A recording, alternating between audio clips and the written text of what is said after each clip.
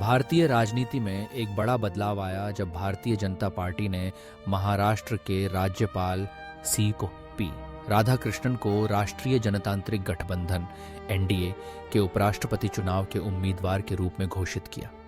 यह निर्णय प्रधानमंत्री नरेंद्र मोदी की अध्यक्षता में 17 अगस्त 2025 को हुई संसदीय बोर्ड बैठक के बाद लिया गया। इस घोषणा ने देश का ध्यान आकर्षित किया क्योंकि मौजूदा उपराष्ट्रपति जगदीप धनखड़ ने जुलाई 2025 में स्वास्थ्य कारणों से अचानक इस्तीफा दे दिया था। उनके इस्तीफे से उपराष्ट्रपति पद पर रिक्तता उत्पन्न हुई और राजनीतिक हलकों में चर्चा तेज हो गई। जगदीप धनखड़ का इस्तीफा संसद के मानसून सत्र के पहले दिन हुआ। उन्होंने राष्ट्रपति द्रौपदी मुर्मू को पत्र लिखते हुए कहा, स्वास्थ्य देखभाल को प्राथमिकता देने और चिकित्सीय सलाह का पालन करने के लिए मैं संविधान के अनुच्छेद 67 के अनुसार तत्काल प्रभाव से उपराष्ट्रपति पद से इस्तीफा देता हूं। पिछले कुछ महीनों से उनकी तबीयत लगातार खराब रही थी। मार्च 2025 में उन्हें दिल्ली के एम्स में भर्ती कराया गया। जून में उत्तराखंड में समारोह के दौरान वे गिर पड़े और सार्वजनिक कार्यक्रमों में भी वे सहारे के साथ नजर आए।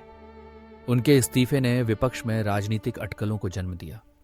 कांग्रेस ने स्वास्थ्य कारणों के अलावा अन्य गहरे कारणों का संकेत दिया।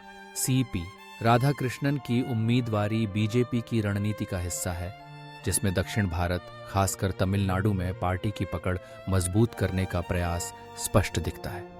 राधाकृष्णन का जन्म तिरुप्पुर, तमिलनाडु में हुआ था और वे 16 वर्ष की उम्र में RSS से जुड़े। उनके राजनीतिक जीवन में उन्होंने कोयम्बटूर से 2 बार लोकसभा चुनाव जीता और तमिलनाडु बीजेपी के अध्यक्ष रहे। उनके प्रशासनिक अनुभव में झारखंड, तेलंगाना और पुडुचेरी के राज्यपाल पद की जिम्मेदारियां शामिल हैं। जुलाई 2024 से वे महाराष्ट्र के राज्यपाल के रूप में कार्यरत हैं। NDA की संसद में मजबूत स्थिति को देखते हुए राधाकृष्णन की जीत लगभग सुनिश्चित मानी जा रही है। उपराष्ट्रपति चुनाव की प्रक्रिया चुनाव आयोग द्वारा 7 अगस्त 2025 को शुरू हो गई थी और मतदान 9 सितंबर 2025 को निर्धारित है। विपक्षी दलों की रणनीति अभी तय होनी बाकी है, लेकिन बीजेपी की यह चाल दक्षिण भारत में पार्टी की छवि और प्रभाव को नए स्तर पर ले जाने की ओर संकेत देती है। राधाकृष्णन की संगठनात्मक निष्ठा, संसदीय अनुभव और दक्षिणी पहचान उन्हें देश की दूसरी सबसे बड़ी संवैधानिक जिम्मेदारी के लिए एक उपयुक्त चेहरा बनाती है।